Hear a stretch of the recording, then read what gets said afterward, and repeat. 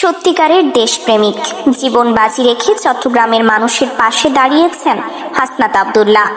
দর্শক, যখন দেশের মূলধারার গণমাধ্যমগুলো রহস্যজনকভাবে নীরব, যখন এসি রুমে বসে থাকা বড় বড় নেতারা নিজেদের আখের গোছাতে ব্যস্ত, ঠিক তখন বুক সমান খোলা পানিতে নেমে জীবন বাজি রেখে মানুষের পাশে দাঁড়িয়েছেন এই প্রজন্মের সত্যিকারের বীরেরা। হ্যাঁ দর্শক, আমরা কথা বলছি বৈষম্য বিরোধী ছাত্র আন্দোলনের অন্যতম সমন্বয়ক হাসনাত আব্দুল্লাহ এবং তার অকুতোভয় স্বেচ্ছাসেবক দলের কথা। টানা ভারী বৃষ্টি আর পাহাড়ি ঢলে দেশের দক্ষিণ পূর্বাঞ্চল, বিশেষ করে চট্টগ্রাম, কক্সবাজার ও বান্দরবান যখন এক অভূতপূর্ব মানবিক বিপর্যয়ের মুখে, তখন এই তরুণেরাই প্রমাণ করেছেন প্রকৃত দেশপ্রেম কাকে বলে। আজকের ভিডিওতে আমরা আপনাদের দেখাবো কিভাবে সব বাধা উপেক্ষা করে হাসনাত আব্দুল্লাহর নেতৃত্বে তরুণেরা বন্যার্তদের শেষ সম্বলটুকু বাঁচানোর লড়াই করছে। আর কেনই বা এত বড় জাতীয় দুর্যোগের পরও মিডিয়া আর প্রশাসন সেভাবে মুখ খুলছে না। গায়ে কাটা দেওয়া এই মানবিক লড়াইয়ের পুরো চিত্রটি জানতে ভিডিওটি না টেনে একদম শেষ পর্যন্ত দেখুন। পরিস্থিতি কতটা ভয়াবহ তা হয়তো ঢাকা বা অন্য কোনো নিরাপদ শহরে বসে কল্পনা করাও কঠিন। চট্টগ্রামের সাতকানিয়া, বাঁশখালী থেকে শুরু করে বান্দরবানের বিস্তীর্ণ এলাকা এখন এক ভয়ঙ্কর জলকুণ্ডে পরিণত হয়েছে। লাখ লাখ মানুষ পানিবন্দী, মাথা গোজার শেষ আশ্রয়স্থলটুকুও তীব্র স্রোতে ভেসে গেছে। বিদ্যুৎ নেই, মোবাইল নেটওয়ার্ক নেই, চারিদিকে শুধু পানি আর হাহাকার। ক্ষুধার জ্বালায় কাঁদছে শিশুরা, বিশুদ্ধ পানির অভাবে দিশেহারা বয়স্করা। বাঁশখালী ও সাতকানিয়ার মতো উপজেলাগুলোতে অন্তত 7 লাখ মানুষ সম্পূর্ণ অবরুদ্ধ জীবন কাটাচ্ছেন। চোখের সামনে তলিয়ে যাচ্ছে কৃষকের সারা জীবনের জমানো স্বপ্নের ফসল, ভেসে যাচ্ছে গবাদি পশু। টিনের চালের ওপর বসে নির্ঘুম রাত কাটাচ্ছে হাজারো পরিবার।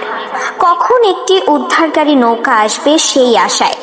বন্যার এই ভয়াবহ ধ্বংসলীলার মাঝে সবচেয়ে বেশি অসহায় হয়ে পড়েছে অবুঝ শিশু এবং বয়স্ক বৃদ্ধরা। একটু কল্পনা করুন দর্শক, চারদিকে থই থই পানি, মাথার উপর চাল নেই। বিদ্যুৎহীন ঘুটঘুটে অন্ধকারে একটি মা তার ক্ষুধার্ত শিশুকে নিয়ে বুকে জড়িয়ে কিভাবে রাত পার করছেন।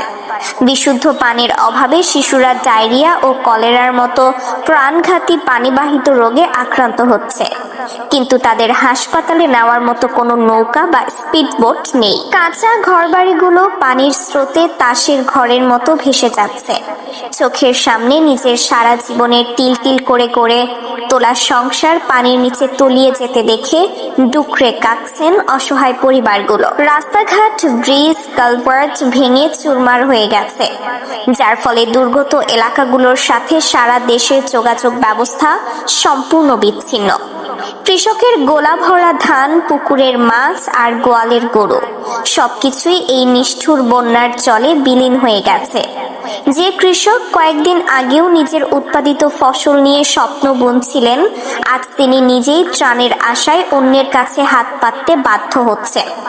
এই ভয়াবহ অর্থনৈতিক বিপর্যয় কাটিয়ে উঠতে এই মানুষগুলোর যে কত বছর লাগবে তার কোনো সঠিক হিসাব কারো কাছে নেই। কিন্তু অত্যন্ত আক্ষেপের বিষয় হলো, এত বড় একটি বিপর্যয়ের পরও আমাদের মূলধারার টিভি চ্যানেলগুলোতে এর প্রকৃত ভয়াবহতা সেভাবে উঠে আসেনি। ভিডিওগুলোতে দেখা যায় প্রবল স্রোতের মাঝে দাঁড়িয়ে হাসনাত আব্দুল্লাহ নিজে দুর্গত মানুষদের নিরাপদ আশ্রয় তুলে নিচ্ছেন, শিশুদের বুকে আগলে রাখছেন। এই তরুণেরা প্রমাণ করে দিয়েছেন, দেশপ্রেম মানে শুধু মঞ্চে দাঁড়িয়ে বড় বড় ভাষণ দেওয়া নয়। দেশপ্রেম মানে বিপদের দিনে নিজের জীবন বাজি রেখে মানুষের পাশে দাঁড়ানো। যখন অনেক স্থানীয় নেতাকে স্পটে খুঁজেই পাওয়া যাচ্ছে না, যখন জনপ্রতিনিধিরা নিজেদের বিলাসবহুল বাংলোতে নিরাপদ আশ্রয় খুঁজছেন, তখন এই ছাত্র জনতাই হয়ে উঠেছেন চট্টগ্রামের অসহায় মানুষদের একমাত্র ভরসা। তারা বিশ্ববিদ্যালয়ের ক্লাস, নিজেদের আরামের ঘুম বিসর্জন দিয়ে দিন রাত এক করে বন্যার্তদের জন্য তহবিল সংগ্রহ করেছেন।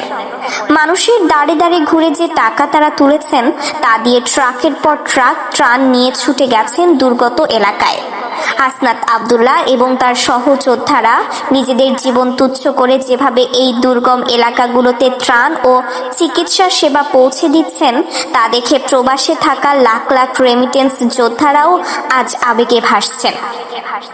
দেশের বাইরে থেকেও হাজার হাজার প্রবাসী ভাই বোনেরা এই তরুণদের ফান্ডে নিজেদের কষ্টার্জিত অর্থ পাঠাচ্ছেন, কারণ তারা জানেন এই তরুণদের হাতে দেশের টাকা শতভাগ নিরাপদ। এই ছাত্র জনতার অটুট বন্ধনই আজ আমাদের সবচেয়ে বড় শক্তির জায়গা। তাদের এই নিঃস্বার্থ আত্মত্যাগ দেখে আজ পুরো জাতি স্তব্ধ। অনেকেই প্রশ্ন তুলছেন, যেখানে রাষ্ট্রের সকল সুযোগ সুবিধা নিয়ে প্রশাসন ব্যর্থ হচ্ছে, সেখানে গুটি কয়েক তরুণ কিভাবে এত বড় একটি উদ্ধার অভিযান পরিচালনা করছে? এর উত্তর একটাই, আর তা হলো তাদের বুকে আছে দেশের প্রতি অকৃত্রিম ভালোবাসা। সরকার দুর্গতদের সহায়তায় যে বরাদ্দ দিয়েছে তা এই বিপুল ক্ষয়ক্ষতির তুলনায় মহাসাগরে এক ফোঁটা জলের মতোই। 10 লাখেরও বেশি ক্ষতিগ্রস্ত মানুষের বিপরীতে সামান্য কিছু ত্রাণ বরাদ্দ যেন দুর্গতদের সাথে এক প্রকার প্রহসন। অনেক দুর্গম ইউনিয়নে এখনো সরকারি ত্রাণের এক দানাও পৌঁছায়নি। মানুষ যখন বাঁচার আকুতি জানাচ্ছে, তখন সরকারি কর্মকর্তাদের দেখা মিলছে কেবল ফটো সেশনে। এর ওপর আবহাওয়া অধিদপ্তর দিয়েছে আরও এক অশনি সংকেত। বঙ্গোপসাগরে সৃষ্ট লঘুচাপের কারণে এই বন্যা পরিস্থিতি আগামীতে আরও অবনতি হওয়ার আশঙ্কা রয়েছে। শুধু চট্টগ্রাম নয়, হবিগঞ্জ, সিলেট, সুনামগঞ্জ সহ উত্তরাঞ্চলের বিস্তীর্ণ এলাকায়ও প্লাবিত হওয়ার প্রবল ঝুঁকিতে রয়েছে। বন্যা পরবর্তী পরিস্থিতি হতে যাচ্ছে আরো ভয়ঙ্কর। পানি নেমে যাওয়ার সাথে সাথে পানিবাহিত রোগ মহামারী আকার ধারণ করতে পারে। ডায়রিয়া, কলেরার মতো রোগে আক্রান্ত হয়ে বিনা চিকিৎসায় বহু মানুষের প্রাণহানির সংখ্যা দেখা দিচ্ছে। বিশুদ্ধ খাবার পানি আর জীবন রক্ষাকারী ওষুধের যে তীব্র সংকট তৈরি হয়েছে, তা এখনই মোকাবেলা করতে না পারলে লাশের সারি দীর্ঘ থেকে আরো দীর্ঘ হবে। দর্শক, এই চরম বিপদের মুহূর্তে হাসনাত আব্দুল্লাহ এবং তার মতো হাজারো তরুণ যে অসীম সাহসিকতা আর মানবিকতার দৃষ্টান্ত স্থাপন করেছেন, তা বাংলাদেশের ইতিহাসের পাতায় স্বর্ণাক্ষরে লেখা থাকবে। তারাই আমাদের আগামীর বাংলাদেশ, তারাই প্রকৃত দেশপ্রেমিক। এখন সময় এসেছে দলমত নির্বিশেষে সবার এক হয়ে এই দুর্গত মানুষদের পাশে দাঁড়ানোর।